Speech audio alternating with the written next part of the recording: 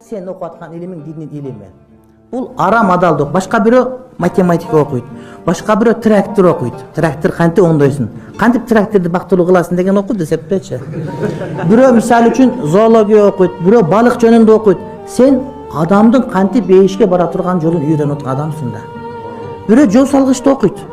Ошо дагы соо барат, ниет түз болгон болсо. Ошол жерден балыкчыга чейин жол салып берген жолун окуйт да.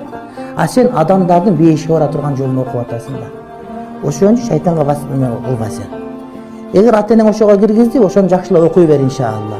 Иншалла Кудайым жакшылык берет. Bundan жакшы нерсе жок. Бул илим сени менен күндүз дагы түндү дагы бирге болот. Тирүүндө дагы өлгөндөн кийин дагы бирге боло турган илим. Башка илимдериң пенсияга чыкканда түгөнөт. Өлгөндөн түгөнөт. Бул сени менен кыяматка чейин бара турган илим.